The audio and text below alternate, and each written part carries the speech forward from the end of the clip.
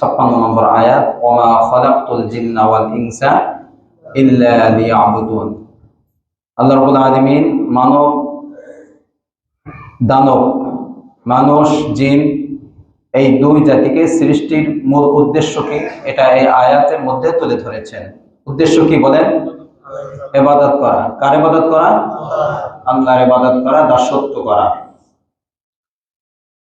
কিন্তু আল্লাহ রাব্বুল আলামিন তো আমাদেরকে ইবাদতের জন্য সৃষ্টি করেছেন। ইবাদত কি? ইবাদত কিভাবে করব? কোন কোন জিনিস ইবাদত? দুনিয়ায় আমরা যে সমস্ত কাজগুলো করি সবগুলো কি ইবাদত? কি বলেন, সব কি ইবাদত? ইবাদত মানে যে কাজ করলে সওয়াব হবে, আল্লাহর পক্ষ থেকে আদেশ আসছে। আমরা আমাদের ব্যক্তিগত কাজ, সামাজিক কাজ, পারিবারিক কাজ, ব্যবসা বাণিজ্য, চাকরি সবকিছুই আমরা করি না? করি না? আবার আমরা নামাজ পড়ি, রোজা রাখি। তো দুনিয়ার যে সমস্ত কাজকর্ম আছে এগুলোর মধ্যে ইবাদতও আছে, আবার দুনিয়াবি কাজও আছে। কোন কোন বিষয়ে ইবাদত এগুলো তো আমরা জানি না। আল্লাহ রাব্বুল আলামিন তো আমাদেরকে ইবাদতের জন্য পাঠিয়েছেন, যে মানুষ এবং জিন জাতিকে সৃষ্টি করছে ইবাদতের জন্য। কিন্তু ইবাদত কোন কোন জিনিস ইবাদত, কোন কোন জিনিস ইবাদত না, এগুলো বোঝানোর জন্য, এগুলো যেন মানুষ বোঝে, জিন জাতিও বোঝে এবং সে অনুযায়ী যেন আমল করে, এই জন্য মহান রব্বুল আলামিন সৃষ্টির শুরু লগ্ন থেকে দুটি নীতি অবলম্বন করেছেন। কয়টি? দুটি, যেন মানুষ বুঝতে পারে এগুলো ইবাদত, এগুলো ইবাদত না। কথাটা বুঝে আসছে? আমরা মূলত আল্লাহকে রাজি খুশি করার জন্য ইবাদত বন্দেগী করব। কোনগুলো ইবাদত, কোনগুলো ইবাদত না, এগুলো বোঝানোর জন্য, মানুষদেরকে বোঝানোর জন্য আল্লাহ রাব্বুল আলামিন সৃষ্টির শুরু লগ্ন থেকে দুটি ফর্মুলা, দুটি নীতি অবলম্বন করেছেন।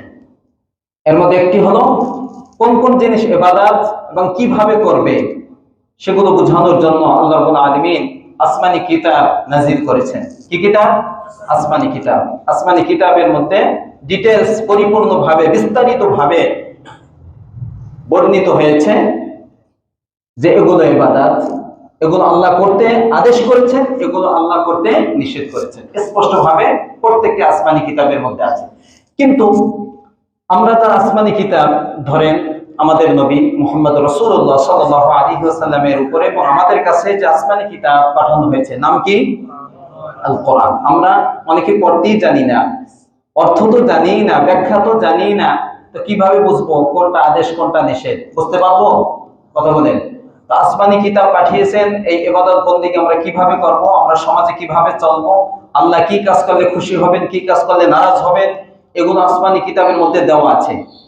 কিন্তু প্র্যাকটিক্যাল এই আসমানি কিতাবের এই ইবাদত গুলো আমরা কিভাবে করব, কোন কোন জিনিস ইবাদত এবং সেগুলো আমরা কোন পদ্ধতিতে করব, এগুলো বোঝানোর জন্য, প্র্যাকটিক্যাল বোঝানোর জন্য আল্লাহ রাব্বুল আলামিন যুগে যুগে নবী রাসূল পাঠিয়েছেন।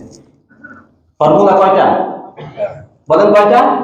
একটা আসমানি কিতাব আর নবী রাসূল। এতটুকু কথা বুঝে আসছে? এরপরে আমার যে কথা সেটা হলো, আমরা অনেক কষ্ট করে, অনেক পরিশ্রম করে ইবাদত বন্দেগী করে থাকি, অনেক সময় নিয়ে আমরা ইবাদত বন্দেগী করি। এই ইবাদত বন্দেগী আমরা একমাত্র আমাদের রব, আমাদের মালিকের কাছে আমরা নিবেদন করি। কেন করি?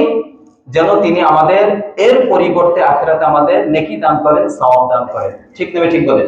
এই জন্য তো আমরা করি, আমরা নামাজ পড়ি, যাকাত দেই, ভালো ভালো কাজগুলো করি, আল্লাহ রাব্বুল আলামিনের দরবারে আমরা পেশ করি এই জন্য যে তিনি রাজি খুশি হয়ে আখিরাতে আমাদের এর পরিবর্তে নেকি দিবেন, জান্নাত দিবেন, এই আশায় তো আমরা করি। কিন্তু মনে রাখতে হবে আল্লাহ রাব্বুল আলামিনের এই আদেশগুলো, এই ইবাদতগুলো, যে ইবাদতগুলো করার কারণে আমরা নেকি চাই, আখিরাতে আমরা নেকি চাই, মুক্তি চাই, এর জন্য আগে একটা শর্ত আছে। ইবাদত বন্দেগী করার পরে যদি আমরা আখিরাতে নেকি পেতে চাই, এর আগে একটা কি আছে? শর্ত আছে। শর্ত পালন করতে হবে। সেটা হলো ওই আল্লাহ রাব্বুল আলামিনের প্রদত্ত, খোদা প্রদত্ত যে ইবাদত বন্দেগী গুলো, আদেশ নিষেধ গুলো, এগুলো একমাত্র আল্লাহ রাসূলের তরিকা অনুযায়ী করতে হবে। ঠিক না? ঠিক বলেন। কোন ইবাদত বন্দেগী আল্লাহ রাসূল সাল্লাল্লাহু আলাইহি সাল্লাম, আমরা অন্যান্য নবীর কথা বাদ দেই, আমাদের নবী সর্বশেষ নবীকে আল্লাহ রাব্বুল আলামিন কোরআন দিয়েছেন।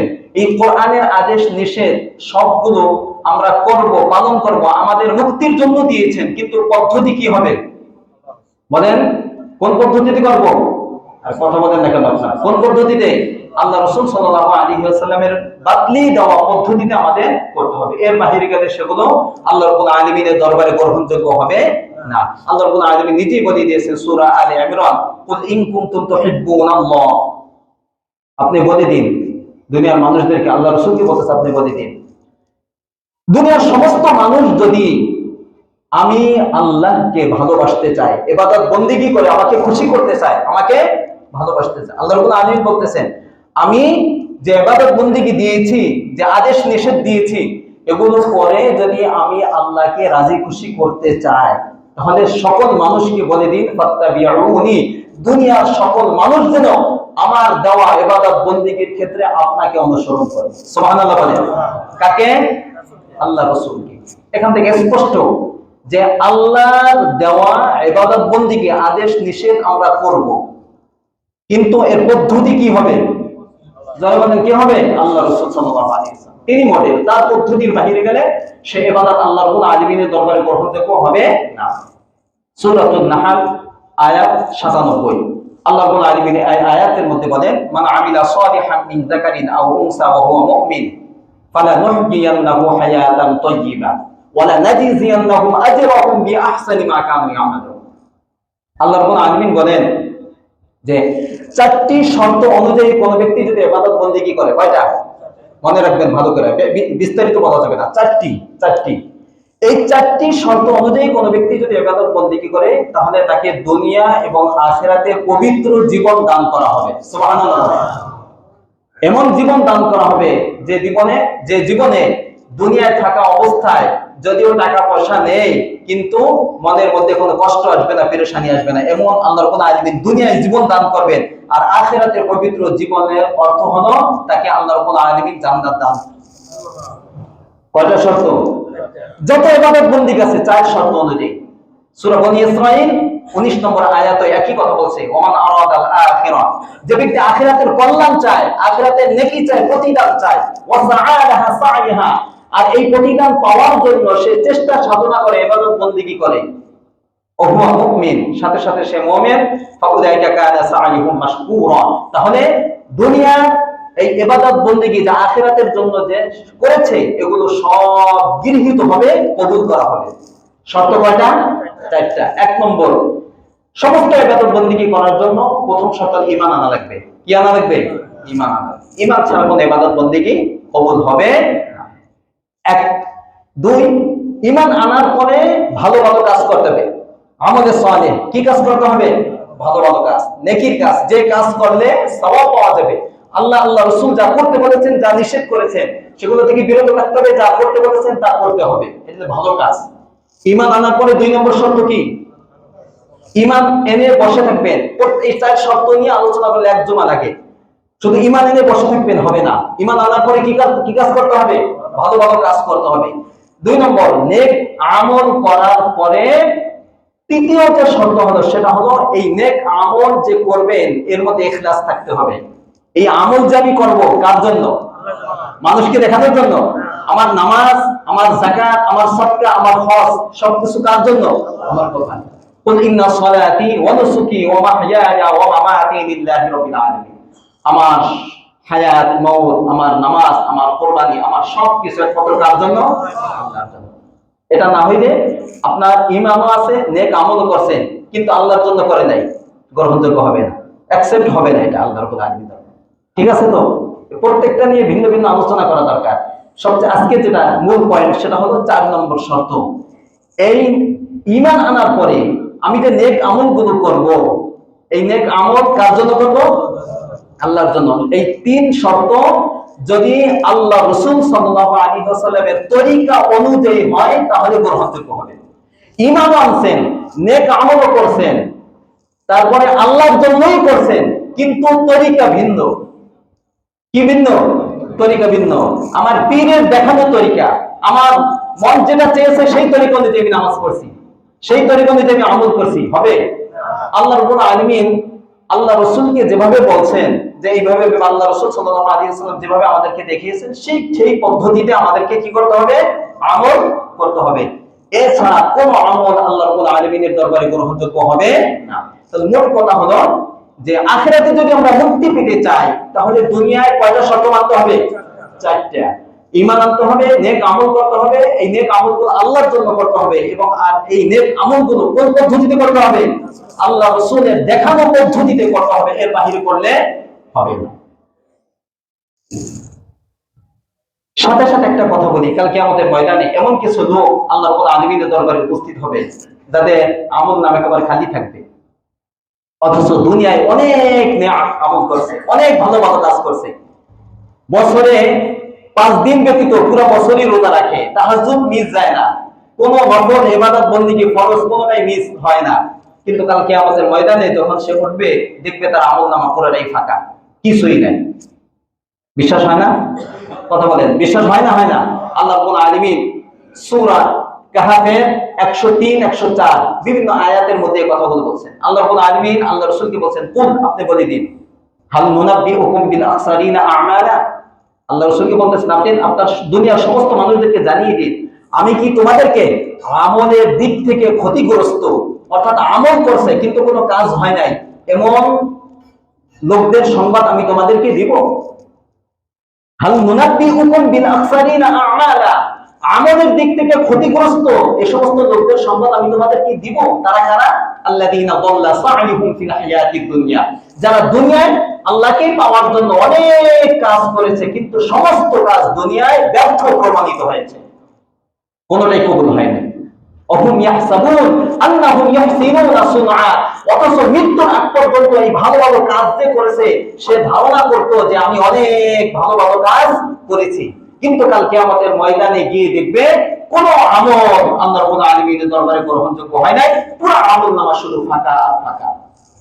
এরা দুই শ্রেণীর লোক। এই আয়াতে যাদের কথা বলা হলো কয় শ্রেণী? 1 নম্বর কাফের মুশরিক। গভীরে ঢুকলে তো মূল আলোচনায় যেতে পারবো না। কাফের মুশরিক, আল্লাহ রাসূল এক হাদিস মনে করলে খুব ভয় লাগে, আসলে খুব ভয় লাগে। আল্লাহ রাসূল বলেন, একটা সময় এরকম আসবে মসজিদে মুসল্লি পরিপূর্ণ থাকবে কিন্তু তাদের ভিতরে ঈমান থাকবে না। কি আজীব এক কথা, চিন্তা করছেন আপনি? কেন থাকবে না?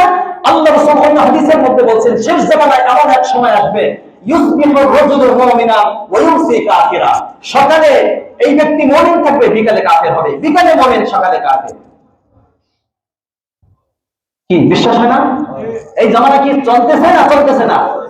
সকালে সে মুমিন, ঈমান আনছে আল্লাহর উপরে, সবকিছু বিশ্বাস করছে, বিকালে আমার একটা আকীদা পোষণ করছে, সে বলল ইসলামের সাথে রাষ্ট্রের কোনো সম্পর্ক নাই, রাষ্ট্রের সাথে ইসলামের কোনো সম্পর্ক নাই, এই ধর্ম এটা ব্যক্তিগত, ব্যক্তির বাহিরে ধর্মের সাথে কোনো সম্পর্ক নাই, এই কথা যে বলবে তার ঈমান আছে?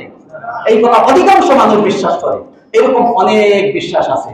একটা বললাম, মাজারে গিয়ে সিজদা করতেছে, সে জানে যে এখানে আল্লাহ অধিক ঘুমিয়ে আছে, তার কাছে চাইলে পাওয়া যাবে, তার কাছে চাইলে পাওয়া যাবে। আচ্ছা, এটা তো আমরা এখন জানলেন আপনি, অনেকে তো জানে না, অনেকে জানে যে ওই ওয়াবতাগু ইলাইহিল ওসিলা, ইয়া আইয়ুহাল্লাযীনা আমানু তাকুল্লাহা ওয়াবতাগু ইলাইহিল ওসিলা, আল্লাহ ওসিলা পীর ধরতে বলছে, পিটাইয়া এগুলো একবার সাইজ করতে হয়, কোরআনের অর্থ বোঝে না, অপব্যাখ্যা করে, এটা কথাটা বলছেন। এই যে চিন্তা করতেছে, তার কাছে চাকরি চাচ্ছে, রিজিক চাচ্ছে, সন্তান চাচ্ছে, তার ঈমান আছে? অথচ সে আবার মসজিদে এসে প্রথমে তারা নামাজও পড়তেছে, তাহলে সে তো অনেক ভালো ভালো কাজ করতেছে, কিন্তু কাল কিয়ামতের ময়দানে শিরকের গুনাহ থাকার কারণে তার আমলনামায় কোনো আমল থাকবে? এক শ্রেণী। দুই, যেটা বলা উদ্দেশ্য, বেদাতি। কি বেদাত? কি ভয়ঙ্কর গুনাহ! যদি তৌফিক হয় একসময় বলবো, বেদাত নিয়ে ধারাবাহিক ইনশাআল্লাহ আমি স্টাডি শুরু করেছি, ধারাবাহিক আলোচনা করব, কারণ বেদাত এইটা আপনাদেরকে বোঝানো সবচেয়ে কঠিন, আপনারা বুঝতে চান না বেদাত কি, কিন্তু বুঝাবো ইনশাআল্লাহ, আল্লাহ যদি তৌফিক দেয়, এখন সময় হবে না। বেদাতি যারা, তারা তো ধর্মের নামে, ইসলামের নামে কিছু ইবাদত বন্দেগী বানায়, এমন ইবাদত বন্দেগী বানায় যা আল্লাহ রাসূলের যুগেও ছিল না, সাহাবাদের যুগেও ছিল না, তাবিঈদের যুগে ছিল না, তাবিঈদের যুগে ছিল না, এমন কিছু ইবাদত নিজের পক্ষ থেকে বানায়, এবং এটা করে কেন? যে এইটা করলে নেকি পাওয়া যাবে, এটার নাম হলো বিদআত। বুঝে আসছে কথা না ভাই? এরকম অনেক ইবাদত বন্দেগী আছে যেগুলো আমরা নেকি মনে করি, সওয়াব মনে করি, ইবাদত মনে করি আমরা করি, কিন্তু বাস্তবে এগুলো ইবাদত নয়। আল্লাহ রাসূলও করে নাই, সাহাবারাও করে নাই, তাবিঈরা করে নাই, সোনালী 3 যুগের কোন ব্যক্তি করে নাই। কিন্তু ওই কাজটাই আমি করতেছি কেন? যে এটা ইবাদত, এটা আল্লাহ বলছেন এটা নেকির কাজ মনে করে আমি করতেছি, বাস্তবে এটা নেকির কাজ নয়। এরকম কাজ আছে না নাই? এদের সম্পর্কে একটা হাদিস না শুনে মনটা ভরবে না, সেটা হলো যারা বেদাতি হবে কাল কিয়ামতের ময়দানে আল্লাহ রাসূল সাল্লাল্লাহু আলাইহি ওয়াসাল্লামকে তার উম্মতদেরকে পানি পান করার জন্য একটা হাউস দেওয়া হবে। নাম কি? হাউজে কাউসার। আল্লাহ রাসূল সাল্লাল্লাহু আলাইহি ওয়াসাল্লাম বলেন, দুনিয়া থাকা অবস্থায় বলে গেছেন, আনা ফারাতুকুম আলাল হাউজ। শুনে রাখো, কাল কিয়ামতের ময়দানে আমি তোমাদের সবার আগে হাউজে কাউসারের পানি গিয়ে দাঁড়াবো। সুবহানাল্লাহ। এরপর আল্লাহ রাসূল বলেন, মান মাররা আলাইহি শারিবা মিনহু, এই হাউজে কাউসারের পাশ দিয়ে যেই অতিক্রম করবে সেই হাউজে কাউসারের ওই পানি থেকে পানি পান করবে, আমি করাবো। আর আল্লাহ রাসূল বলেন, ফামান শারিবা মিনহু লাম ইয়াজমা বা'দাহু আবাদা, যে ব্যক্তি এক ঢোক পানি হাউজে কাউসারের এই পানি থেকে পান করবে, সে জান্নাতে যাওয়ার আগে এই 50,000 বছর হাসরের ময়দানে থাকা অবস্থায়, কঠিন অবস্থায় তার আর পিপাসা লাগবে না। সুবহানাল্লাহ। কিন্তু আল্লাহ রাসূল সাল্লাল্লাহু আলাইহি ওয়াসাল্লাম এরপরে যে কথা বলেন সেটা হলো, এই অবস্থার পরে বলেন, লা ইয়ারিদান্না আলাইয়া আকওয়ামুন আরিফুহুম ওয়া তারিফুনানি, একদল লোক, আমি হাউজে কাউসারের পারে দাঁড়িয়ে থাকবো, একদল লোক আসতে থাকবে, আমিও তাদেরকে চিনি যে তারা আমার উম্মত, তারাও আমাকে চিনবে যে ওইটা আমাদের নবী। এরকম এক অবস্থা হবে। হঠাৎ করে ইউহাদু বাইনি ওয়া বাইনাহু, তাদের মাঝে আমার মাঝে একটা পর্দা ফেলে দেওয়া হবে। কি ফেলে দেওয়া হবে? পর্দা। আমি তাদেরকে আর দেখতে পাবো না। এরপরে আমি আল্লাহ রাব্বুল আলামিন বলি, ইয়া আসহাবি উম্মতি, এরা তো আমার সাথী, এরা তো আমার উম্মত, উম্মতে মুহাম্মদ। এরা এই কাজ কেন করলেন?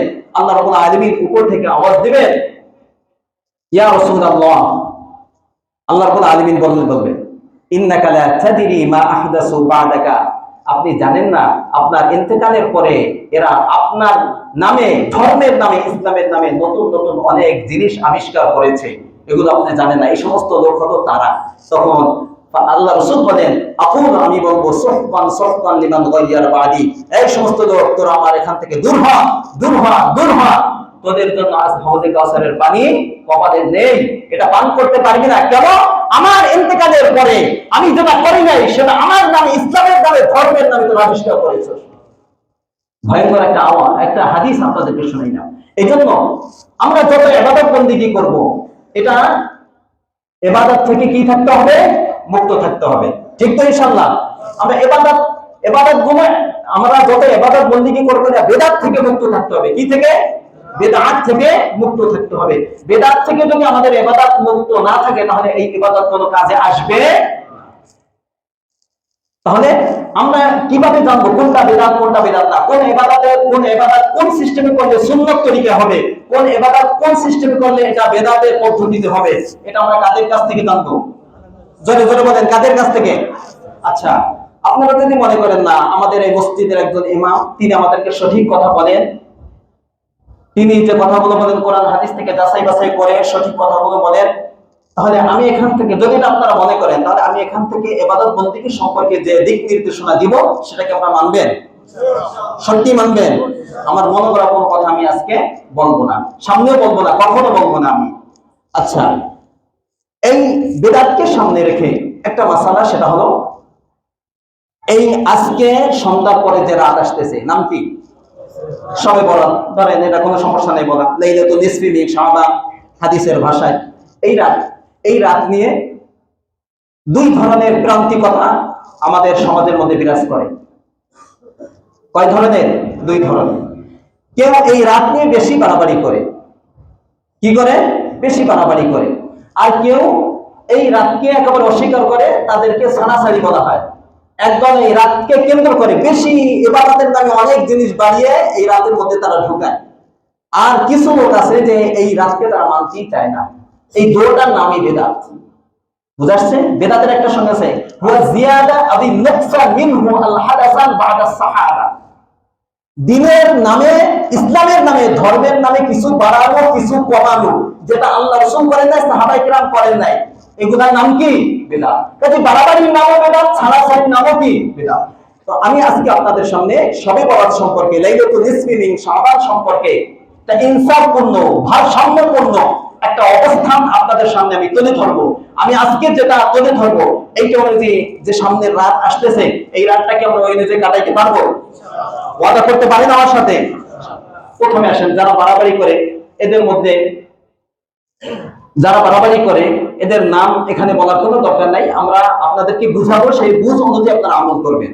সালাফি কিছু লোক তারা বাংলাদেশের বিভিন্ন জায়গা থেকে আগ থেকে বলে আসতেছে যে শবে বরাতের কোনো ভিত্তি নেই। কি নেই? কোনো ভিত্তি নেই। অন্যান্য রাতের মতো একটা রাত, শবে মেরাজ, এটার যেরকম ভিত্তি নেই, শবে বরাতের এরকম কোনো কি নেই? ভিত্তি নেই, এর কোনো ফজিলত নেই। ভিন্নভাবে এর কোনো হাদিস কোরআন কি নাই? কোনো ফজিলত নেই, এটা স্বাভাবিক একটা রাত। এই যে এই কথাগুলো বলে আল্লাহ রাসূল সাহাবায়ে কেরাম যেটা করেছেন, কোরআন সুন্নায় যেটা এসেছে তার থেকে তারা কমাই দিল। তারা মানতেছে না, অনেক কিছু তারা মানে না। তাদের এই কথা কিছু জবাব দেওয়া লাগবে না? লাগবে না? একটু শোনেন। আল্লাহ রাসূল সাল্লাল্লাহু আলাইহি ওয়াসাল্লাম শবে বরাত পালন করেছেন। কি করেছেন? সহিহ হাদিস দ্বারা প্রমাণিত। আল্লাহ রাসূলের থেকে আমি আজকে 15 জন সাহাবী, কোন কোন বর্ণনায় আছে 17 জন, পুরো হাদিসকে যদি সামনে আনা হয় 15 জন সাহাবী থেকে শবে বরাতের হাদিস প্রমাণিত, তাহলে আপনি কিভাবে অস্বীকার করেন? আপনার সাহসটা কি? বলেন যে আল্লাহ রাসূল যেটা আমল করেছেন, আল্লাহ রাসূল বলেছেন, আমল করেছেন, বলেছেন, শুধু বলেন নাই, আমল করেছেন, বলেছেন, এবং তার প্রায় 15 জন সাহাবা, একজন সাহাবার আমল বলাই কি গ্রহণযোগ্য? ঠিক না ঠিক বলেন? সেখানে 15 জন সাহাবার মধ্যে খোলাফায়ে রাশিদিনের 4 জন, আবু বকর সিদ্দিক রাদিয়াল্লাহু তাআলা আনহু, ওমর ফারুক রাদিয়াল্লাহু তাআলা আনহু, আলী রাদিয়াল্লাহু তাআলা আনহু, আল্লাহ রাসূলের স্ত্রী আম্মা জান আয়েশা সিদ্দিকা রাদিয়াল্লাহু তাআলা আনহা। এরপর আল্লাহ রাসূলের বিশিষ্ট সাহাবী আবু হুরায়রা রাদিয়াল্লাহু তাআলা আনহু, মুআয ইবনে জাবাল রাদিয়াল্লাহু তাআলা আনহু, আবু সাঈদ খুদরি, আবু মুসা আল আশআরী রাদিয়াল্লাহু তাআলা আনহু, এরকম আব্দুল্লাহ ইবনে ওমর, আব্দুল্লাহ ইবনে আমর, আবু উমামা, আউফ ইবনে মালিক, আবু সাআলাব আল খুশানি, ওসমান ইবনে আস, আব্দুল্লাহ ইবনে মাসউদ, এই 15 জন সাহাবার নাম আমি এখানে বললাম। এদের থেকে শবে বরাতের হাদিস প্রমাণিত। আপনি অস্বীকার করার মতো কি সাহসটা আপনি দেখাইতে পারেন? বলেন যে আল্লাহ রাসূল থেকে প্রমাণিত, মানে এই 15 জন সাহাবী যে হাদিস বর্ণনা করেছেন নিজের থেকে না আল্লাহ রাসূল থেকে? আল্লাহ রাসূল পালন করেছেন, বলছেন, আর সাথে সাথে 15 জন সাহাবার নাম এখানে আমি আপনাদের বললাম। তাহলে যারা বলে যে শবে বরাতের কোনো হাদিস প্রমাণিত না, শবে বরাতের কোনো ভিন্ন কোনো ফজিলত নেই, তাদের কথা সত্য না মিথ্যা? সংক্ষেপে বলতে হবে, কারণ সময় অনেকটা চলে গেছে। এরপরে 2 নম্বর যে কথা বলবো, প্রাচীন যুগ থেকে বড় বড় ইমাম, বড় বড় মুহাদ্দিস, তারা এই শবে বরাতের যে হাদিস এটা সহিহ, এই কথা তারা বলে গেছেন, এবং শবে বরাত যে একটা ফজিলতপূর্ণ রাত, এটা আমলযোগ্য একটা রাত, এটা তারা প্রমাণ দিয়ে গেছেন, এটা তারা এই কথা তারা বলে গেছেন। এর মধ্যে 2য় শতাব্দীর মাঝামাঝির লোক ইমাম আউজাঈ রাহিমাহুল্লাহু তাআলা, ইসহাক ইবনে রাহবিয়া রাহিমাহুল্লাহু তাআলা, আহমদ ইবনে হাম্বল ইমাম বুখারীর উস্তাদ, ইমাম শাফিঈ, ইমাম বাজ্জার রাহিমাহুল্লাহু তাআলা, এই 5 জন যারা 2য় শতাব্দীর লোক, এর মাঝামাঝির লোক, এরা এই শবে বরাত সম্পর্কে হাদিস আছে এবং সহিহ এই কথা তারা বলে গেছেন। এরপরে যারা পরের স্টেপে যারা, এদের মধ্যে 10 জনের নাম আমি বলবো। ইবনে আসাকির, আপনাদের একটু শোনাই, এগুলো বড় বড় ইমাম, বড় বড় মুহাদ্দিস যারা হাদিস লিখছেন, হাদিসের ব্যাখ্যা গ্রন্থ লিখছেন যারা, ইবনে আসাকির, ইমাম বাইহাকি, ইমাম মুনজিরি, ইমাম ইবনুল মালিক ইমাম ইবনুল হাজ আল মালিকি, ইবনে রজব হাম্বলি, শাইখুল ইসলাম ইবনে তাইমিয়া, ওই সালাফিদের সবচেয়ে বড় ইমাম, ইবনে হাজার আসকালানী রাহিমাহুল্লাহু তাআলা, বুখারীর সবচেয়ে গ্রহণযোগ্য যে ব্যাখ্যা গ্রন্থ, এর লেখক ইমাম জুরকানি, নাসিরউদ্দিন আলবানী, ইমাম মুবারকপুরি। এই নাসিরউদ্দিন আলবানীকে তারা সবচেয়ে বেশি মানে, এবং শাইখুল ইসলাম ইবনে তাইমিয়াকে মানে, মুবারকপুরিকে মানে। এদের থেকে শবে বরাতের হাদিস সহিহ এই প্রমাণ আছে, তারা বলেছে। কিভাবে অস্বীকার করেন আপনারা? 3 নম্বর যে কথা বলবো, অসংখ্য হাদিসের কিতাব, অসংখ্য, প্রায় 80-র উপরে হাদিসের কিতাবে, এবং আমাদের মাঝে যে 6টি প্রসিদ্ধ হাদিসের কিতাব আমরা জানি, বুখারী, মুসলিম, তিরমিজি, আবু দাউদ, এগুলো জানেন না? এর মধ্যে 2 কিতাবে আছে, তিরমিজি আর ইবনে মাজাহ। এই 2 কিতাবে 2 জন সাহাবী থেকে হাদিস বর্ণিত আছে। সহিহ ইবনে হিব্বান, মুসনাদে আহমদ, মুসনাদে বাজ্জার, বাইহাকি, তবরানী, অনেক হাদিসের কিতাবে হাদিসের ব্যাখ্যা গ্রন্থ, তাফসীরে, এরকম 80-র উপরে কিতাবে শবে বরাতের কথা উল্লেখ আছে, যে শবে বরাত প্রমাণিত এবং এটা সহিহ। 4 নম্বর কথা হলো যে এই হাদিস শবে বরাত সম্পর্কে যত হাদিস আছে এর মধ্যে একটা হাদিস আছে, আরো কয়েকটা হাদিস আছে, 5টা হাদিস আছে। এর মধ্যে একটা হাদিস মুআয ইবনে জাবাল রাদিয়াল্লাহু তাআলা আনহু থেকে বর্ণিত। তিনি বলেন আল্লাহ রাসূল বলেছেন ইয়াত্তালিউল্লাহু ইলা খালকিহি ফি লাইলাতি নিসফি মিন শাবান, আল্লাহ রাব্বুল আলামিন অর্ধ শাবানের রাতে বান্দাদের প্রতি বিশেষ দৃষ্টি দেন। সুবহানাল্লাহ বলেন। ফায়াগফিরু লিজামিই খালকিহি, এরপর সকল বান্দাদেরকে আল্লাহ রাব্বুল আলামিন তাদের জীবনের সমস্ত গুনাহ maaf করে দেন। ইল্লা লি মুশরিক আও মুশাহিদ, দুই শ্রেণীর লোকদেরকে maaf করেন না, একটা মুশরিক আর একটা হিংসুক যারা বিদ্বেষ পোষণ করে। কয় শ্রেণী? এই যে একটা হাদিস, এই হাদিসে কি শবে বরাতের ফজিলত বর্ণিত হয়েছে না হয় নাই? জোরে বলেন। আচ্ছা, এই হাদিসটা একেবারে সহিহ পর্যায়ে সর্বোচ্চ সহিহ হাদিস এটা। আমি বললাম শবে বরাতের অন্য কোনো হাদিস এখানে আমার দরকার নাই। একটা হাদিস মুআয ইবনে জাবালের কয়টা হাদিস? জোরে বলেন কয়টা? একটা হাদিস শবে বরাতের ফজিলত প্রমাণিত হওয়ার জন্য যথেষ্ট, একটা হাদিস। এই হাদিস নাসিরউদ্দিন আলবানী রাহিমাহুল্লাহ তাআলা তিনি তার কিতাব সহিহুত তারগীব সিলসিলাতুল আহাদিস সহিহা 2767, 68, 69, 70, 71 এই 5টি হাদিস ধারাবাহিকভাবে এই 5টি হাদিস বর্ণনা করেছেন এবং বর্ণনা করার পরে বলেন শবে বরাত সম্পর্কে এই 5টি হাদিস সহিহ হাসান, সহিহ পর্যায়ের হাসান পর্যায়ের, মানে সর্বোচ্চ সহিহ। কে বলছে এই কথা? নাসিরউদ্দিন আলবানী রাহিমাহুল্লাহ তাআলা, যারা এই আমাদের সালেফি ভাইরা যাদেরকে সবচেয়ে বেশি মানে, তিনি বলছেন যেটা সহিহ। কাজী আপনি অস্বীকার করার কোনো সুযোগ এখানে পাবেন না। মুবারাকপুরী রাহিমাহুল্লাহ তাআলা তুহফাতুল আহওয়াজির ভিতরে 2টা হাদিস বলছেন এবং উনি বলছেন যে শবে বরাতের সম্পর্কে যত হাদিস আছে এর মধ্যে কিছু হাদিস এমন সহিহ যে কোনো ব্যক্তির সাহস নেই যেটাকে অস্বীকার করবে। কথাটা বলছেন? আচ্ছা, তারপরে ইমাম মুনজিরি, ইমাম ইরাকি, শুআইব আর-নাউত, অনেক বড় মুহাদ্দিস, বেশি না, কয়েক বছর আগে উনি মারা গেছেন, উনিও বলেন এই হাদিস সহিহ। ইমাম নুরউদ্দিন হাইসামি রাহিমাহুল্লাহ তাআলা মাজমুউজ যাওয়ায়েদের মধ্যে ইমাম তবরানী রেফারেন্স উল্লেখ করে বলেন যে রাওয়াহু তবরানী ফিল কাবীর ওয়াল আওসাতি ওয়া রিজালুহুমা সিকাত, যে শবে বরাত সম্পর্কে মুআয ইবনে জাবাল যে হাদিসটা বর্ণনা করেছেন এটা উনি 2টা কিতাবে আনার পরে বলেন এই 2 কিতাবের যত বর্ণনাকারী আছে সমস্ত বর্ণনাকারী নির্ভরযোগ্য। কাজে কথা বলবেন কোথায় বলেন? এলে শবে বরাতের যত হাদিস আছে একটা হাদিস মুআয ইবনে জাবাল থেকে, আপনি যদি একটা হাদিস মানেন তাহলে হাদিসটা সহিহ, অন্য হাদিস মানার আমার দরকার নেই। এই এক হাদিস দ্বারাই প্রমাণিত যে শবে বরাতের ফজিলত আছে না নাই? আছে। আমি ধরে নিলাম, এটা বাদ দেন, মুআয ইবনে জাবালের হাদিসটা এক সাইডে রেখে দেন, ধরলাম এই হাদিস নাই, যত হাদিস আছে সমস্ত হাদিস দুর্বল। ঠিক আছে, সমস্ত হাদিস কি দুর্বল, অর্থাৎ শবে বরাত সম্পর্কে যত হাদিস আছে সমস্ত হাদিস আমরা দুর্বল, এটা মেনে নিলাম তারা যে কথা বলে।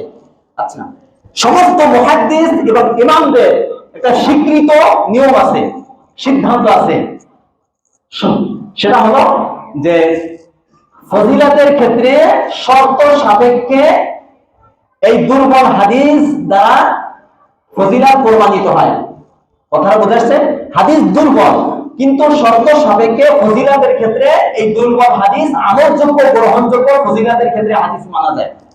তাহলে এই শবে বরাতের তো একটা ফজিলতপূর্ণ রাত, ঠিক না? ঠিক বলেন। এখানে আমরা ইবাদত বন্দেগী করি, সবাই বলে ইবাদত বন্দেগী একটা ফজিলতপূর্ণ রাত। যদি শবে বরাত সম্পর্কে সমস্ত হাদিসকে দুর্বল ধরে তাহলে এই মুহাদ্দিসদের যে নিয়ম, তাদের যে স্বীকৃত একটা নিয়ম, একটা সিদ্ধান্ত, সেই সিদ্ধান্ত অনুযায়ী যদি হাদিসটা দুর্বল হয় তাহলে দুর্বল হাদিস মানা যাবে না? যাবে না? ফজিলতের ক্ষেত্রে মানা যাবে না? যাবে না? তাই এই হাদিস দ্বারা শবে বরাত সম্পর্কে হাদিস প্রমাণিত হয়, ফজিলত প্রমাণিত হয়, এর মধ্যে কোনো অস্পষ্টতা থাকে না।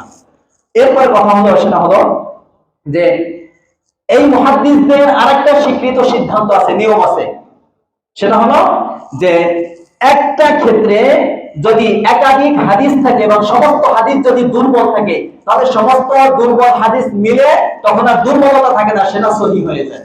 উদাহরণস্বরূপ, একটা সুতা টান দিলে ছেড়ে যাবে, এর সাথে যদি আরেকটা সুতা মিলান আরেকটু মজবুত হবে, আরেকটা সুতা মিলান আরেকটু মজবুত হবে, আরেকটা সুতা মিলান আরেকটু মজবুত হবে, তখন সহজে টান দিলে ছিড়বে না, এটা মজবুত হয়ে গেছে। ঠিক সমস্ত দুর্বল হাদিসকে যদি একসাথে মিলান, তো শবে বরাত সম্পর্কে সমস্ত হাদিস যদি দুর্বল হয়, এই 10টা 12টা 15টা হাদিসকে যদি আপনি একসাথে মিলান তাহলে দুর্বলতা থাকে না, এটা সহিহ পর্যায়ে চলে যায়। কথাটা বুঝছেন? ইমাম নাসিরউদ্দিন আলবানী উনি নিজে এই 5টি হাদিস বর্ণনা করার পরে লিখছেন যে জুমলাতুল কওল আন্নাল হাদিস বিমাজমুই হাদিহি তুরুক সহিহুন বিলা রাইব। উনি বলেন যে নিঃসন্দেহে এই সনদ সম্পর্কে যত সূত্রে হাদিস বর্ণিত হয়েছে এই সমস্ত সনদগুলো মিলাইলে এই হাদিস সহিহ, নিঃসন্দেহে সহিহ। এটাকে অস্বীকার করার কোনো জো নেই, কোনো সুযোগ নেই। নাসিরউদ্দিন নিজেই বলেন। আপনারা শাইখুল ইসলাম ইবনে তাইমিয়ার একটা কিতাব আছে ইক্তিদাউস সিরাতিল মুস্তাকিম, ওই কিতাবে উনি বলেন যে লাইলা এই শবে বরাত সম্পর্কে আল্লাহর রাসূল থেকে যত হাদিস আছে, সাহাবায়ে কেরাম থেকে যত কওল আছে, এইগুলার আলোকে মা ইয়াক্তাদি আন্নাহা লাইলাতুল মুফাদ্দালা, এটা মানতে হবে যে শবে বরাত এই রাতটা, শবে বরাতের যে রাত, এই রাতটা একটা ফজিলতপূর্ণ রাত, এটা মানতে হবে। এরকম অনেকের কওল আমি আপনাদেরকে শোনাইতে পারি। এই আলোচনা থেকে কি করতে পারলাম? শবে বরাতের ফজিলত প্রমাণিত না প্রমাণিত না? এরপরে তারা বলে যে ঠিক আছে হুজুর, মানলাম আমরা প্রমাণিত। মক্কা মদিনায় কি আমল হয়? ভাই, মক্কা মদিনায় এখনো আমল হয়। কালকের স্ট্যাটাস শাইখ ইয়াসির আদ-দাওসানি রাহিমাহুল্লাহ তাআলা, মক্কার ইমাম, উনি নিজে দোয়া করছেন, সম্মিলিত দোয়া করছেন উনি নিজে, অর্থাৎ নামাজের পরে, নামাজের ভিতরে ভিতরে যে দোয়া হয় এই দোয়া করছেন, এবং শবে বরাতে উনি নিজে লেখছেন, আমার সাথে ওনার অ্যাড আছে, উনি নিজে লেখছেন যে এই শবে বরাত একটা ফজিলতপূর্ণ রাত আমাদের সামনে আসতেছে। ওনাদের এই রাত যে গেল, এই রাতটা অর্থাৎ জুমার রাত, শবে বরাতের রাত আবার জুমার রাত, এই দুইটা ফজিলতপূর্ণ রাত তোমরা পেয়ে গেছেন একসাথে, তোমরা আমল করছেন। এবং অনেক ভিডিও দেখবেন সেখানে মানুষ মসজিদে এসে ইবাদত বন্দেগী করে। আর আমি যেটা বলবো সেটা হলো আখবারে মক্কা নামে একটা কিতাব আছে, ইমাম ফাকিহি রাহিমাহুল্লাহ তাআলা, আখবারে মক্কা, আদম আলাইহিস সালাম থেকে নিয়ে মক্কা মদিনার সমস্ত ইতিহাস এই কিতাবের মধ্যে উল্লেখ আছে। ওই কিতাবে উনি বলেন, অনেক আগে, উনি 200 হিজরির মানুষ, উনি বলেন যে যখন এই রাত আসতো শবে বরাত, লাইলাতুল নিসফি মিন শাবান, এটা যখন আসতো, ইদা কানা লাইলাতুল নিসফি মিন শাবান, তখন মক্কা মদিনার লোকদের অবস্থা কিরকম থাকতো? খারাজা আম্মাতুর রিজাল ওয়ান নিসা ইলাল মসজিদ, তখন মানুষ, পুরুষ এবং মহিলা সকলে মসজিদের দিকে আসতো, রওনা হতো মসজিদের দিকে। মসজিদে এসে মসজিদে হারামে, মসজিদে মদিনা নববীতে এসে তারা কি করতো? 3টা কাজ করতো। কয়টা কাজ বলেন? কয়টা কাজ? ফাসাল্লু, নামাজ পড়তো, ওয়া তাওয়াফু, এরপর বাইতুল্লাহ চারপাশ দিয়ে তওয়াফ করতো, আর 3 নম্বর যে কাজ করতো ওয়া আহইয়াউ লাইলাতাহুম হাত্তা সালাতিল কিরাআতি ইলা ফিল মাসজিদিল হারাম, মসজিদে হারাম মক্কার মসজিদে সকাল পর্যন্ত তারা কোরআন তিলাওয়াতের মাধ্যমে সারা রাত তারা জাগ্রত থাকতো। তাহলে মক্কা মদিনা আমল আছে না নাই? আছে। ব্যক্তিগত আমল, এটা কি আমল? ব্যক্তিগত আমল, এটা মক্কা মদিনাও আছে। এরপরে তারা বলবে যে হুজুর, এই শবে বরাত যে আপনি বলেন, শবে বরাত কি কোরআন হাদিসে আছে? আরে ভাই, শবে কোরআন হাদিসে শবে বরাতের কোনো কথা নাই। হাদিসের মধ্যে শবে বরাত এই শব্দ নাই, কিন্তু এই শব্দ দ্বারা আমরা যেটা বুঝি, এই নাম আছে না নাই? কথা বলেন। লাইলাতুল নিসফি মিন শাবান, এটা হাদিসে আছে না নাই? তো লাইলাতুল নিসফি মিন শাবান দ্বারা যে অর্থ বোঝানো হয়, শবে বরাত দ্বারা ওই একই অর্থ বোঝানো হয়। শবে বরাত এই নাম না থাকলেই যে মানা যাবে না, বিষয়টা এরকম। আমরা যে নামাজ বলি, এই নামাজ কি কোরআন হাদিসে আছে? এজন্য নামাজ বলা যাবে না। কথা বলেন, নামাজ বলা যাবে না। নামাজ দ্বারা কি বোঝায়? সালাত দ্বারা যা বোঝানো হয়, নামাজ দ্বারা ওইটাই বোঝানো হয়। আমরা রোজা বলি, রোজা তো ফার্সি শব্দ, উর্দু শব্দ, তো মূল আরবি হলো সওম। সওম বলতে আমরা যেটা বুঝি, রোজা দ্বারা আমরা ওইটাই বুঝি। কাজে এটা বলার কোনো সুযোগ নাই যে শবে বরাত এই নামটা হাদিসে নাই, এজন্য আমরা মানতে পারবো না, এটা বলার কোনো সুযোগ নেই। এই আলোচনা থেকে আমরা কি বুঝতে পারলাম? শবে বরাত প্রমাণিত না প্রমাণিত না? জোরে বলেন। কাজী যারা বলেন, মেহরবানি করে আপনাদেরকে বলতেছি, কাজী লিফলেট আপনারা এগুলা বিতরণ করবেন না, এগুলো মানুষদেরকে ছড়াবেন না যে শবে বরাতের কোনো ফজিলত নেই, এই রাতের কোনো গুরুত্ব নেই, এই রাতের কোনো আমল করা যাবে না, এই কথা আপনারা কোনোভাবেই বলবেন না। মেহরবানি করে আপনারা না মানেন সেটা ভিন্ন কথা, কিন্তু একটা সহিহ হাদিসকে অস্বীকার করলে কি হয়, এর পরিণতি কি হয় আপনারা জানেন। শবে বরাত সম্পর্কে যে হাদিসগুলো, এখানে সহিহ হাদিস আছে না নাই? আছে। এটা অস্বীকার করলে কি হবে? একটু এটা বুঝে তারপর বললেন যে শবে বরাত সম্পর্কে কিছু নাই, এটা অন্যান্য রাতের মতো, এরপরে বলেন। আচ্ছা, এরপরে সমস্ত ভাইরা বলে যে হুজুর মানলাম শবে বরাতের ফজিলত আছে, ঠিক আছে, তবে শবে বরাতে কোনো আমল নাই, ঘুমাবেন আর সকালে উঠবেন, বাস আল্লাহ রাব্বুল আলামিন আপনার শবে বরাতের নেকি আপনার আমলনামায় দিয়ে দেবেন। শোনেন, তাহলে আল্লাহ রাসূল উঠে উঠে ইবাদত বন্দেগী করতেন না, কথা বুঝাচ্ছে? সবে বরাত আল্লাহর রাব্বুল আলামিন প্রথম আসমানে নেমে আসে এসে ডাকতে থাকেন, আর আপনি ঘুমাই রইলেন, কেমন দেখা গেল? আপনার এক বন্ধু বলল, আমি তোমার জন্য চট্টগ্রাম থেকে এসে আমি ঢাকায় অমুক জায়গায় অবস্থান করবো, সেখানে আসবে, তোমাকে আমি কিছু হাতিয়ে দেবো। আপনি রাত্রে ঘুমাই থাকলেন, বন্ধুর কাছে গেলেন না, পাবেন? আল্লাহ রাব্বুল আলামিন আপনাকে দেওয়ার জন্য আসেন, ডাকেন, এভাবে দেখেন, আলানি মুস্তারজিকিন ফারজুকা, তার রিজিকের অভাব, চাও রিজিক দেব। আপনি তো চাইলেন না, দিবে? কথা বলেন। আল্লাহ রাসূল তো জান্নাতুল বাকি থেকে হাত উপরে উঠে দোয়া করছেন, আপনি তো দোয়া করলেন না।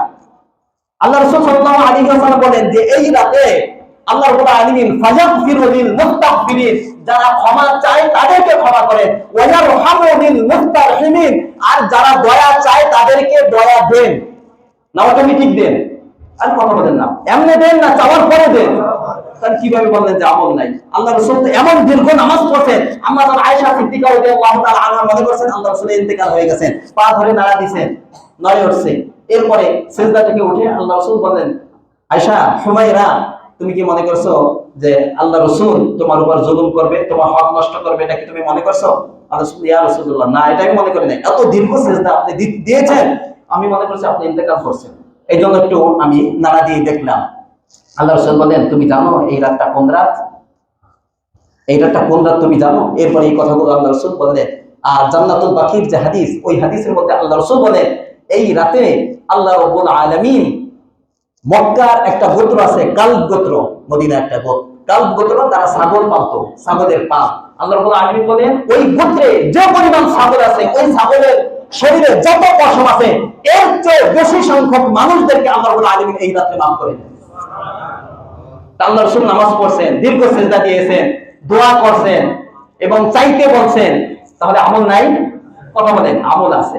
তবে আজকে আপনাদেরকে একটা সহি কথা বলবো, সেটা হলো যে এই এখানে যে ধরনের মানুষ আপনারা আছেন, অনেক ভাই সালাফি ভাইদের অনেকে আছে, আপনাদেরকে মহব্বত করি, সবাইকে মহব্বত করি আমার মুসল্লি হিসাবে, আপনারা এই রাতকে কেউ অস্বীকার করবেন না, পারবেন তো ইনশাআল্লাহ? তাহলে এই রাতের ফজিলত আছে, এটা আপনারা মানেন, সংক্ষেপে বললাম। কিন্তু এখানে কিছু বাড়াবাড়ি আছে। এই যে সালাফি যে সমস্ত ভাইরা, ইবনে বাস রাহিমাহুল্লাহ তাআলা, তিনি মানতেই চান না। তিনি বলেন, কিছু বেদাতীরা এই রাতের যে ইবাদত বন্দিগি করে, এই কারণে এই ইবাদত, এই রাতের কোনো ফজিলতই নেই। ওনার এক দিক থেকে ওনার কথাটা ঠিক আছে, সেটা হলো আমরা যারা ফজিলত বলি, আমিও বললাম, আপনারাও মানেন, আমরা এই ফজিলতকে সামনে নিয়ে এমন কিছু কাজ করি যেগুলো আল্লাহ রাসূল করেন নাই, সাহাবায়ে কেরাম করেন নাই, যে ওই সমস্ত কাজ আমরা করার কারণে তারা বলতে বাধ্য হয়েছে যে এই রাতের কোনো ফজিলত নাই। ঠিক না? ঠিক বলেন? আমরা এই সুযোগ কেন দেবো মানুষদেরকে? আমরা কেন আল্লাহ রাসূলের তরিকার বাহিরে গিয়ে কাজ করব? আমি যদি আজকে আপনাকে বলি যে এই কাজ করা যাবে না, এইটা বেদাত, এইটা বেদাত, আপনাদের একটা কমন কথা হলো আমার বাপ দাদা করছে। কে করছে? শোনেন, মনে রাখবেন, যখন একজন আলেমের মুখ থেকে কোরআন হাদিসের কথা শোনার পরে বলবেন যে এটা মানতে পারতেছি না, আমরা এটা আমাদের বাপদাদা করে নাই, আমাদের বাপদাদা এই সিস্টেমে করছে, আমরা তাই করব, এটা কাফেরদের কথা, মুশরিকদের কথা। আপনি যদি করেন তাহলে তাদের দলে অন্তর্ভুক্ত হবে। ঠিক না? ঠিক বলেন? এই কথা কেউ বলবেন না। কোরআনে বারবার আসছে, বারবার আসছে, ইন্না ওয়াজাদনা আবাআনা আলা উম্মতি ওয়া ইন্না আলা আসারিহিম মুহতাদুন, মুহতাদুন দুই জায়গা আসছে। তখন তাদেরকে ওই জাকিলা রহমতুল্লাহি ওয়া আনফানাল্লাহ, তাদেরকে যখন বলা হইতো যে আল্লাহ তা অবতীর্ণ করেছে, সেদিকে আসতো, তখন তারা বলতো ইন্না ওয়াজাদনা আবানা, ইন্না আলফাইনা আলা আবাআনা, এইভাবে তারা বলতো যে আমরা আমাদের বাপ দাদাকে এইভাবে পেয়েছি, আমরা এইভাবে আমল করব। কথাটা বুঝাচ্ছে? এই কথা আপনি পিছনের দিকে যদি যান, যে আমার বাপ দাদা পিছনে না চলে গেছে, তো পিছনের দিকে যদি যাইতে চান, বাপ দাদা পর্যন্ত যাবেন কা? আল্লাহ রাসূল সাহাবায়ে কেরাম পর্যন্ত যান। আপনার বাপ দাদা দলিল না সাহাবায়ে কেরাম আল্লাহ রাসূল দলিল? যারা বলেন কে দলিল, কে? খবরদার, এই কথা কোন মুমিন, কোন মুসলিম আল্লাহ রাসূল উম্মত বলতে পারে না। আমরা তো বলবো আল্লাহ রাসূল এইটা করছে, সাহাবায়ে কেরাম এইটা করছে, তাবি এইটা করছে, আমি এইটা করব, আমার বাপ দাদা দলিল না। আল্লাহ রাব্বুল আলামিন এই কথার পরে তাদেরকে ইঙ্গিত করে বলছে, এই তোমরা তোমাদের বাপ দাদার কথা বলো, তাহলে তোমাদের বাপ দাদা যদি বুঝমান না হয়ে থাকে আর সঠিক পথ প্রাপ্ত না হয়ে থাকে, তারপরেও কি তোমরা তাদের ওই অনুযায়ী আমল করবে? কতটা বুঝে আল্লাহ রাব্বুল আলামিন বলছে। কাজেই আমরা যদি পিছনে যাই, আরো পিছনে যাই না কেন? কথা বলেন, ঠিক না? ঠিক? আমরা আমাদের বাপ দাদা আমাদের দলিল না, আমাদের দলিল কোরআন হাদিস, আল্লাহ আল্লাহ রাসূল। ঠিক না? ঠিক বলেন? কাজেই শবে বরাত সম্পর্কে যে বাড়াবাড়ি আছে, ইবাদতের নামে, ইসলামের নামে শবে বরাত কেন্দ্রিক যে সমস্ত কাজগুলো করা হয় এই রাত্রে, আমরা বর্জন করতে পারবো তো ইনশাআল্লাহ? এর মধ্যে এক নম্বর কথা হলো, শবে বরাতের রাতে সম্মিলিত কোনো ইবাদত বন্দেগী নাই। ঠিক না ঠিক? সম্মিলিত কোন ইবাদত বন্দেগী নাই। এটা বুঝাইতে গেলে তো অনেক সময় দেওয়া লাগবে। ইবাদত বন্দেগী নাই। দেখেন কয়েকটা হাদিস আছে আল্লাহ রাসূল থেকে শবে বরাত সম্পর্কে মোট 5টি ফজিলত বর্ণিত আছে, 5টি আমল করা যাবে। আল্লাহ রাসূল জান্নাতুল বাকিতে দোয়া করছেন। কি করছেন? জোরে বলেন কি করছেন? কবর জিয়ারত করছেন। কয়টা গেল? 2টা। আম্মা জান আয়েশা রাদিয়াল্লাহু তাআলা আনহার ঘরে দীর্ঘ নামাজ পড়ছেন, নফল নামাজ। কয়টা গেল?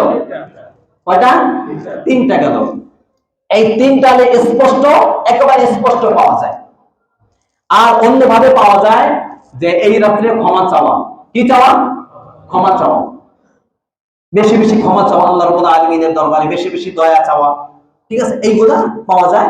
টোটাল মিলাইলে 4-5টা আমল আল্লাহ রাসূল থেকে পাওয়া যায়। আল্লাহ এই আমলগুলো যে আল্লাহ রাসূল করছেন, আল্লাহ রাসূল আম্মা জান আয়েশা রাদিয়াল্লাহু, ভালো করে বুঝেন, আম্মা জান আয়েশা রাদিয়াল্লাহু তাআলা আনহার ঘরে বসে শবে বরাত পালন করতেছেন, দীর্ঘ নামাজ পড়তেছেন, স্ত্রীকে ডাকতেছেন না। ভালো করে বোঝেন। মসজিদের নববীতে ঘোষণা দিয়ে সবাইকে এনে আমল করছেন। জোরে বলেন আমল করছেন। জান্নাতুল বাকিতে গেছেন, আম্মা জান আয়েশা জানেন না, খুঁজতে গেছেন, যাই পাইছেন সেখানে। কেউ জানে না, সাহাবায়ে কেরাম জানে না। এরপরে যখন ধরা পড়ছেন তখন বলছেন যে এটা আজকে এমন একটা রাত যে রাতে আল্লাহ বান্দাদেরকে মাফ করে দেয়। এরপরে বলছেন জানার দেখার পরে তারপরে বলছেন আল্লাহ রাসূল স্ত্রীদেরকে ডাকেন নাই, সাহাবায়ে কেরামদেরকে ডাকেন নাই। এটা ব্যক্তিগত একটা আমল, সম্মিলিত কোনো আমল, শরীয়ত সম্মত নয়, সুন্নাত নয়। এই রাতে কোন আমল শরীয়ত সম্মত, মানে সম্মিলিত কোন আমল এই রাতে শরীয়ত সম্মত নয়।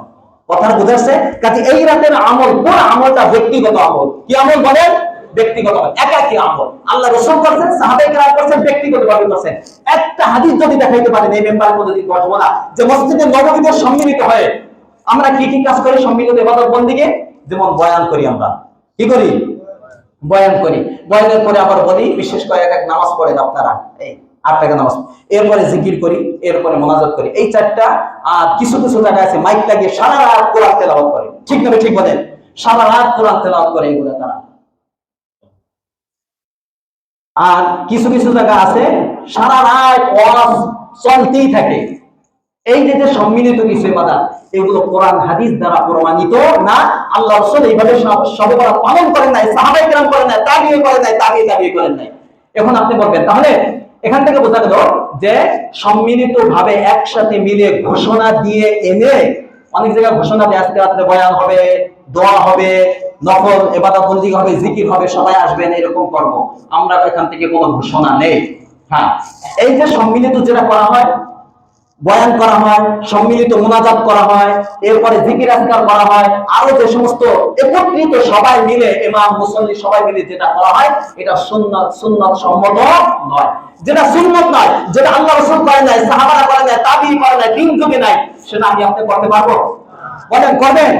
ভাই আমি একজন দরদি হিসাবে আপনাদেরকে সহি কথাগুলো বললাম, আজকে বললাম, কালকে আমাদের ময়দানে যেন হাউজে কাউসারের পানি আমিও খেতে পারি, আপনারাও খেতে পারেন, সবাই আমরা যেন একসাথে দলবদ্ধ হয়ে জান্নাতে যেতে চাই, এই ব্যাপার নিয়ে কথাগুলো বললাম। মানবেন তো ইনশাআল্লাহ? বলেন।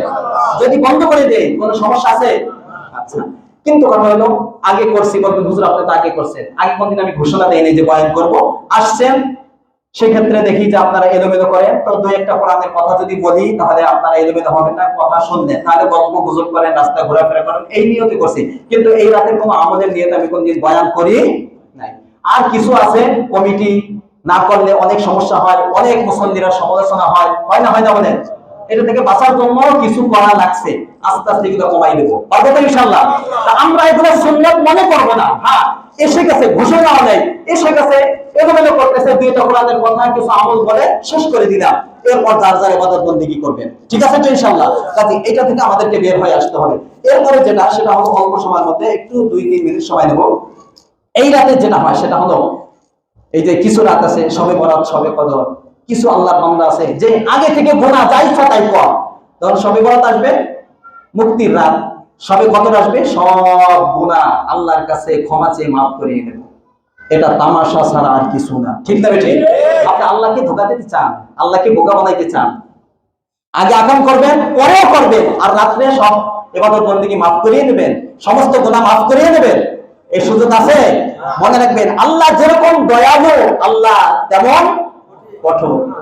তামাশা করে ধরে ফেলবে, খবরদার এই কাজ কেউ করবেন না।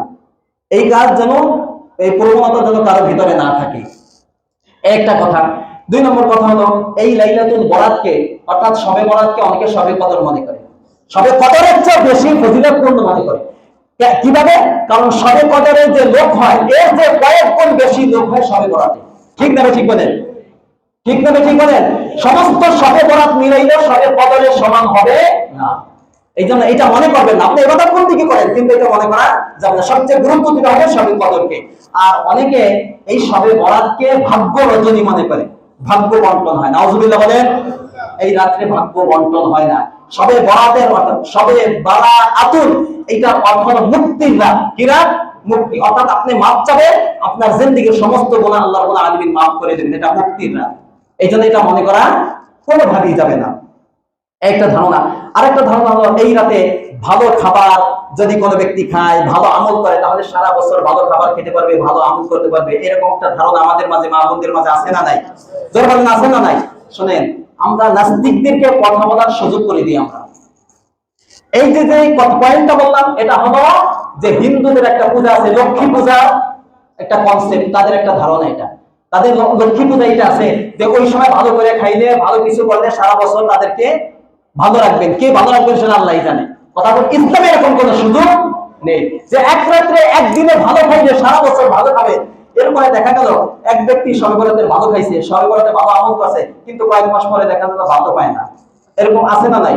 তখন ওই নাস্তিকরা বলে, দেখো ওদের ধর্মে এইটা আছে যে শবে বরাতে ভালো খাইলে সারা বছর ভালো খাবে, তো শবে বরাতে তো ভালো খাইছে, এখন তো খাবার পায় না, কাজে এই ধর্ম ঠিক না। এই কথা বলার সুযোগ আমরা দিব না ইনশাআল্লাহ। বলেন, কোনো ভালো খাবার এই রাত্রে ব্যবস্থা করার দরকার নেই। স্বাভাবিক রাত্রে যা খাবেন তাই খাবেন। আর এই ধারণা যেন আমাদের মা বোনদের কারো মাঝে এটা না থাকে। আচ্ছা, বিশেষ পদ্ধতিতে নামাজ, আলফিয়াতুস সালাহ, সালাতুল আলফিয়া, কি এক আযীব বিশেষ পদ্ধতি। 100 রাকাত নামাজ পড়ে, প্রত্যেক রাকাতে সূরা ফাতিহার পরে 10 বার সূরা ইখলাস পড়ে। এইভাবে 110 গুণ দিলে 1000 হয়। 1000 আলফিয়াতুস সালাহ মানে, সালাতুল আলফিয়া মানে 1000 রাকাত, 1000 নামাজ। এটার কোনো ভিত্তি নাই।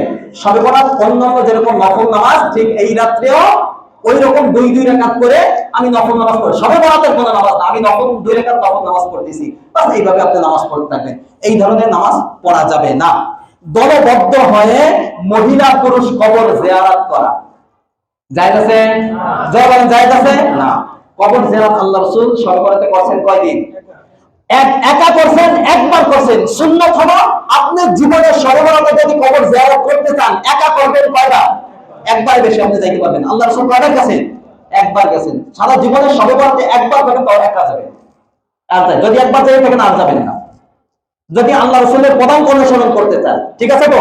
মহিলা তো যাওয়ার কোনো সুযোগই নেই। আর দলবদ্ধ হয়ে কবরস্থানে যাওয়ার দরকার নেই। ওই রাত্রে গেলেই যে মাফ হয়ে যাবে, কবর জিয়ারত আপনি যে কোনো সময় করতে পারেন। কথাটা বুঝাচ্ছে যে এইটাই সুন্নাত। আচ্ছা, এরপরে বিশেষ খাবারের আয়োজন। খাবারের মধ্যে কি আয়োজন? হালুয়া, রুটি, আছে না নাই? জয় বলেন। সিন্নি পাকানো, রুটি, গোশত কমন। আপনাদের প্রত্যেকের বাসায় থাকবে রুটি, গোশত। গোশতের দোকানে ভিড় আজকে সকাল থেকে। ঠিক না ঠিক বলেন?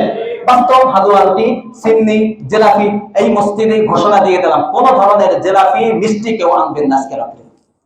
আর আনলে মুয়াজ্জিন সাহেব বলে দিলাম, খাদেম সাহেব, কোনো বিতরণ হবে না। এই মসজিদে কোনো মিষ্টি বিতরণ হবে না। ঠিক আছে ইনশাআল্লাহ? যদি আপনারা নেবেন না, যদি কেউ দেয় পিছন থেকে, কোনো ধরনের মিষ্টি বিতরণ হবে না। বাসায় বিশেষ কোনো ধরনের খাবারের আয়োজন করবেন না। এই জাতীয়, হ্যাঁ, আপনি খাওয়া যে না যায় না, আপনি হালুয়া রুটি খান, অন্য সময় খান। এই রাত্রের সাথে কেন? এর বোঝা গেল যে এই রাত্রে হালুয়া রুটির বিশেষ একটা নেকি আছে। ঠিক না ঠিক বলে? যে রুটির বিশেষ একটা রুটি আছে। এখন তো অনেকটা কমে গেছে। কি যারা হালুয়া রুটি খায় এরা যে বিভিন্ন ভাবে দলিল দেয় হালুয়া রুটি, এইগুলো বলা যাবে না। হালুয়া রুটি যারা খাবে এই রাত্রে, তারা আরো সে নিচে ছায়া পাবে। এই কথা বলে নাউজুবিল্লাহ বলেন। আল্লাহ মাফ করো। কোন ধরনের খাবারের আয়োজন করবেন না এই রাত্রে। সবাইকে ইবাদত বন্দেগী করার সুযোগ করে দিবেন। আচ্ছা, এই রাতে গোসলের ভিন্ন কোনো সওয়াব আছে? অনেকে বলে গোসল করলে প্রতি ফোঁটায় নেকি হয়, আর এক একটা গুনাহ মাফ হয়, আর প্রতি রাকাতে 70 রাকাত নামাজের সওয়াব হবে। নাউজুবিল্লাহ জোরে বলেন। গোসলের কোনো নেই এই রাত্রে, গোসলের সাথে এই রাত্রে কোনো কি নেই, সম্পর্ক নেই। এটা মনে করবেন, মনে রাখবেন। মৃত ব্যক্তিদের জন্য অনেকে মনে করে এই রাতে মৃত ব্যক্তি ঘরের আঙ্গিনে আসে, এই জন্য ঘর বাড়ি পরিষ্কার করে। আর দেখবেন বিভিন্ন খাবার তারা সামনে পাকিয়ে রাখে, আর ঘরগুলো তারা আতর দিয়ে সুগন্ধি করে রাখে, যে তারা আসবে আর ওই বিশেষ খাবার খেয়ে তারা যাবে। জোরে একটা নাউজুবিল্লাহ বলেন তো। এই বিশ্বাস করে দেখবেন ইমানের মধ্যে ঘাটতি আসবে। খবরদার এই সমস্ত কাজ কেউ করবে না, এই বিশ্বাস যেন আমাদের ভিতরে না থাকে। মসজিদ, মাজার, মাদ্রাসা, কবরস্থান সহ ঘর বাড়ি, আলোক সজ্জা করা, দোকানপাট জায়েজ আছে? যারা বলছে এই রাত্রে কেন আমরা করবো এই রাত্রে, এটা ওইগুলো তো এমনি অপচয়, আর এই রাত্রে কেন করে? এইগুলা থেকে আমরা কোনো আলিম হেফাজত রাখো। আর পটকা ফোটানো, বাজি ফোটানো, এই জাতীয় যা আছে নিজেরা তো আমরা বড় করি না, বাচ্চা যারা আছে এদেরকে আমরা নিষেধ করবো তো ইনশাল্লাহ। এই রাত্রে আমাদের ইবাদত বন্দেগী দেব কোনো ধরনের বিঘ্নতা সৃষ্টি না হয় এই পটকা ফোটানোর কারণে, বাজি ফোটানোর কারণে। এই জন্য সবাই সতর্ক থাকবেন তো ইনশাল্লাহ। কারো হাতে টাকা তুলে দেবেন না, বাচ্চাদের হাতে এই রাত্রে, এবং এগুলো কিনে দেবেন না মেহেরবানি করে। যদি কাউকে এলাকায় দেখেন বুঝে শুনে তাকে বাসায় পাঠিয়ে দেবেন এবং বুঝাবেন যে ভাই বাবু এগুলো করা যাবে না, ঠিক আছে ইনশাল্লাহ করা যাবে তো? আচ্ছা, এই রাতে কিছু মানুষ আছে ইবাদত বন্দেগীর নামে এসে মসজিদের কথা বলে এসে এই বাচ্চারা দেখবেন রাস্তায় দলে দলে ঘোরাফেরা করে, ঠিক না ঠিক? অনেকে আছে দেখবেন প্রেমিকা নিয়ে বের হয়। এই রাতগুলোকে ওই ইংরেজি নববর্ষের মতো, বাংলা নববর্ষের মতো এগুলো বানিয়ে ফেলবে এক সময় দেখবেন। এই জন্য মেহরবানি করে যারা ইবাদত বন্দেগী করবেন বাচ্চাদেরকে ছাড়বে না। যদি ইবাদত বন্দেগী করেন বাচ্চাকে নিয়ে আপনি তাকে সহ মসজিদে আসবেন, ঠিক আছে? ছেড়ে দিবেন না। সারা রাত ঘুরলো, কোনো খবর রাখলেন না, কি হয় না হয় আল্লাহ ছাড়া কেউ জানে না। এই জন্য এই কাজ কেউ করবে না। দলবদ্ধ হয়ে ঘোরার জন্য এই রাত না। এই রাত কিসের জন্য? ইবাদত বন্দেগী। মসজিদে তারা ইবাদত বন্দেগী করবেন, ঘুমাবেন, ঘুমান, মোবাইল চালাবেন না, গল্প গুজব করবেন না, দলবদ্ধ হয়ে শুধুমাত্র কি করবেন? ইবাদত বন্দেগী করবেন। আল্লাহ রাব্বুল আলামিন যে কথাগুলো বললাম এই কথাগুলোর উপর আমাদেরকে আমল করার তৌফিক দান করুন, আমিন।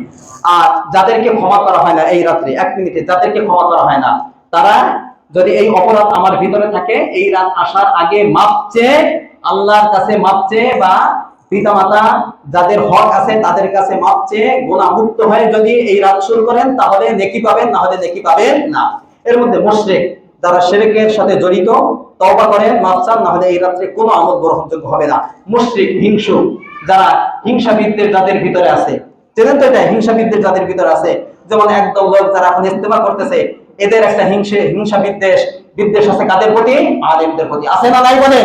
কাজে ওই ইস্তেমা করে আর অনেকে প্রচার করতেছে আমাদের ইস্তেমাটা সবে বরাতে পড়ে গেল, কত ফজিলত পূর্ণ রাত। যত সবে বরাত আর সবে কদর পড়ুক না কেন, যদি হিংসা বিদ্বেষ থাকে কোন আমল আল্লাহ রাব্বুল আলামিনের দরবারে গৃহীত হবে না, ঠিক না? ঠিক বলেন? যে এটা থেকে পবিত্র হতে হবে আগে, তারপরে। আচ্ছা, সম্পর্ক ছিন্নকারী, পিতামাতার সাথে ভাইদের সাথে সম্পর্ক ছিন্নকারী ইবাদত কবুল হবে না। মদ্যপায়ী যারা মদে মাদকতায় আসক্ত তাদের ইবাদত বন্দেগী কবুল হবে না। জিনাকারী, টাকনুর নিচে যারা পোশাক পরেন তাদের, হত্যাকারী, পিতামাতার অবাধ্য সন্তান, ভালো করে পিতামাতার কাছে মাপ চেয়ে ইবাদত বন্দেগী শুরু করতে হবে। জাদুকর, গণক, বাদ্যযন্ত্র যারা বাজায় তাদের ইবাদত বন্দেগী কবুল হবে না। চগলখোর আর যারা ছবি তৈরি করে, আছে না নাই? এই 13 শ্রেণীর লোকের ইবাদত বন্দেগী তওবার আগে এই রাত্রে কবুল হবে না। কি কি আমল করবেন? নফল নামাজ, কি বলেন? দীর্ঘ নফল নামাজ, অনেক সূরা দিয়ে পড়বেন, অনেক দীর্ঘ রুকু দিবেন, সিজদা দিবেন, নফল নামাজ 2 রাকাত নফল নামাজের নিয়ত করে নামাজ পড়বেন। তাওবা ইস্তেগফার করে অন্তরকে পরিষ্কার করবেন, বেশি বেশি দোয়া করবেন। আল্লাহ রাসূল দোয়া করেছেন নিজের জন্য, পরিবারের জন্য, সারা বিশ্বের জন্য, বাংলাদেশের জন্য বালা মুসিবত থেকে মুক্তির জন্য দোয়া করবেন। জিকির আজকার করবেন, শরীয়ত সম্মত জিকির, কোরআন তেলাওয়াত সময় পেলে করবেন, রোনাজারি করবেন, কান্নাকাটি করবেন, যেহেতু আল্লাহ রাব্বুল আলামিন এই রাতে maaf করে দেন এবং যা চাবেন তাই দিবেন। এইজন্য কান্নাকাটি করে এগুলো আদায় করে দিতে হবে। দান সদকা করবেন আর কাজা নামাজ থাকলে সেগুলো আদায় করবেন। এরপরে সর্বশেষ হলো আল্লাহ রাসূলের পর বেশি বেশি কি করবেন? দুরূদ শরীফ পড়বেন।